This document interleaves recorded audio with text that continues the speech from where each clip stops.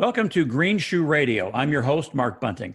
Our guest today is Chris Beltgens, Head of Corporate Development for Grizzly Discoveries, which trades under the ticker symbol GZD on the TSX Venture exchange.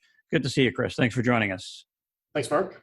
Now, for those who may not be familiar with Grizzly Discoveries, it owns a large historical land package in southern BC. A lot of history there, a lot of drilling, a lot of success. Can you give us a broad strokes overview of your RoboCop property and the Greenwood property? Yeah, sure. Thanks, Mark. Happy to provide a quick overview. So in general, Grizzly holds a portfolio of precious metal and battery metal properties in BC that cover in total about 160,000 acres. These are located in two main focus areas. We've got the Greenwood district in southern BC, and that's located near the towns of Rock Creek and Grassmere. And then we have the RoboCop property, which is in southeastern BC, located in the Fort Steele Mining District near Cranbrook. Both projects are road accessible and have services readily available for them. So on Greenwood, the claims group is further comprised of 6 project areas, and this is all in a historically active mining district. So in total, there have been 7 million ounces of gold produced from this district, and our properties lie relatively close to some existing producing gold mines, such as Kinross's 1.3 million ounce Buckhorn gold mine and 50 kilometers from Fiore's Golden Eagle mine. That has an estimated resource of over 2 million ounces. And then finally on the RoboCop, that's located about 5 kilometers from Highway 93. But there's extensive logging roads throughout the property that provide access. And in terms of geology, the RoboCop property is similar to the copper cobalt properties in Idaho and the US, and has analogous mineralization to properties such as Jervois Mining's Idaho Cobalt Project and Hecla's Revit Formation, hosted mineralization near Troy, Montana.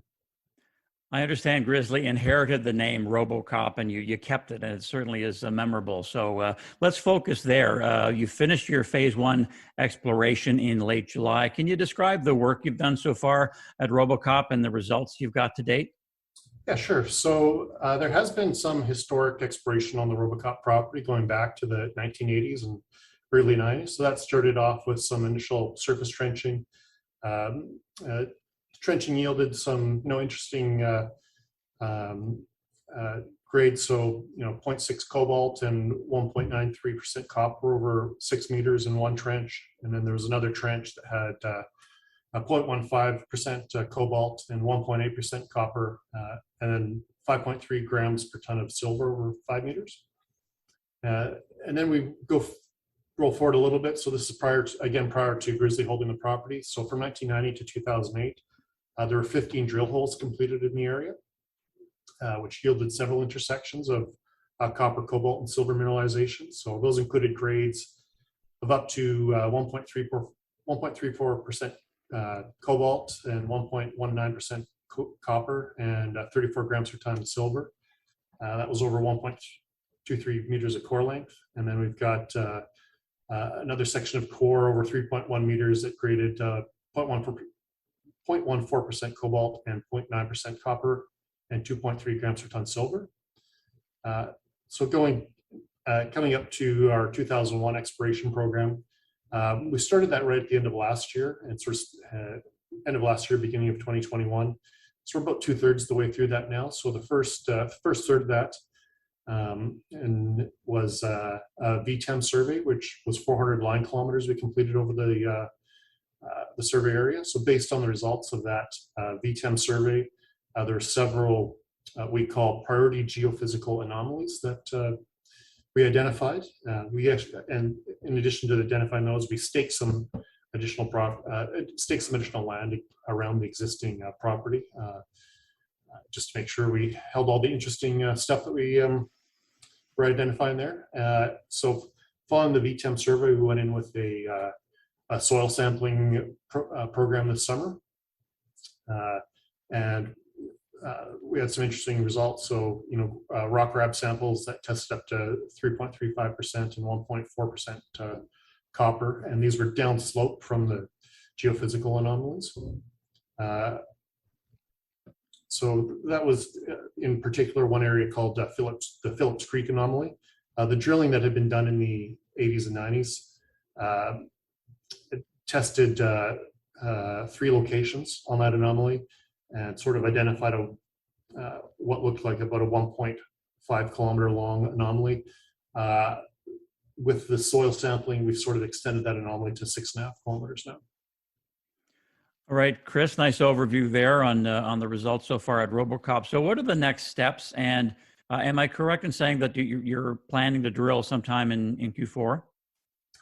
Yeah, we'd like to drill as soon as possible.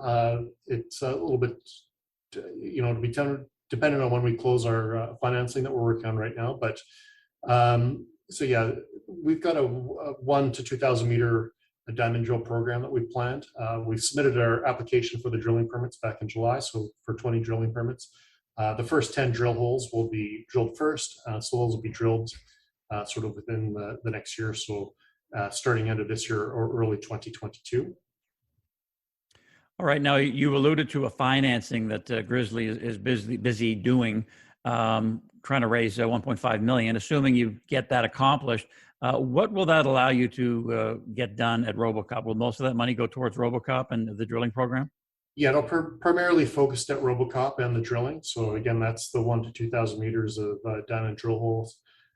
We're also considering conducting some follow-up ground geophysical surveys. So that might include HLAM, TDAM, loop, or IP surveys to get a better focus on drilling targets and possible sulfide zones. And then if we do have any funds left over from RoboCop, will probably be allocated towards the Motherlode property in the Greenwood district.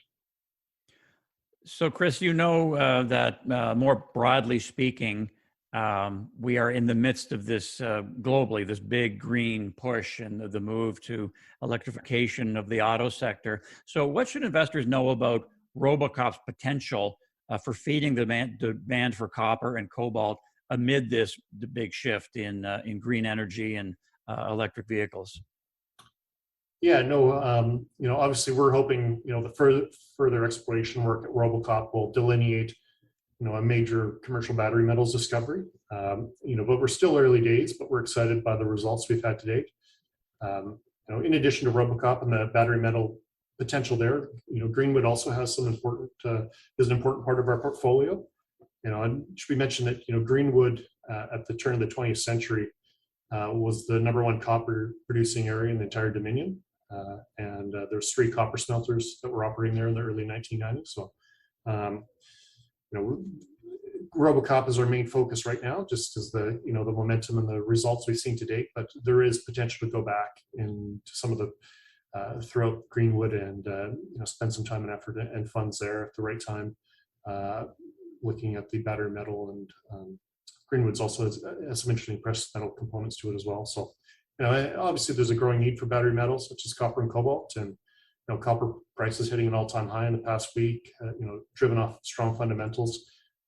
We think the market will remain robust for the metals and consequently, quality projects targeting this space. Now, we know, Chris, that junior mining companies, when they have successful exploration programs, when they prove out a mine or mines, they're often targeted by bigger players, and we see combinations in that area. And Grizzly's management is on the record as saying, there's potential for that down the road. Not that there are any talks ongoing now, but is that sort of the end game for Grizzly to prove out your properties and maybe engage a big multinational when they knock on your door? Yeah, I mean, that's a very good question, Mark. So, at the end of the day, we're a junior mining company focused on the exploration side of the business. So, we're going to stick to our knitting, so to speak. While it'd be fantastic to see one or more of our projects develop into a full-scale producing mine, at the right time, Grizzly's most likely will exit the project, and probably, hopefully maintain a minority interest and partner with someone who's got the operational and development expertise to take a project like this to the next level. We feel that's the best way to monetize value for Grizzly shareholders, which is the ultimate goal with all of the projects. Is there anything you want to add to put the cherry on top, put the bow on top of this conversation that investors need to know about Grizzly Discoveries? Obviously, RoboCop is where the focus of our activity is. We're in the process of raising $1.5 million at the moment. That will be $500,000 of hard dollars, and then $1 million of flow-through funds, which will be spent obviously in the ground at primarily Robocop. So we're excited about Robocop because there hasn't, the drilling that was done before was just done on some basic geology. So, with the geophysical survey we've done and using some of the more modern exploration techniques, we feel we've identified some really high potential areas on the property, and are quite excited by those and quite excited to get drilling. Thanks for your time today, Chris, and good luck with everything. We'll be following along. Okay, thank you, Mark. You've been listening to Greenshoe Radio. Our guest has been Chris Beltgens, Head of Corporate Development for Grizzly Discoveries, which trades under the ticker symbol GZD on the TSX Venture Exchange. I'm Mark Bunting. Thanks a lot for listening, and we'll talk to you next time.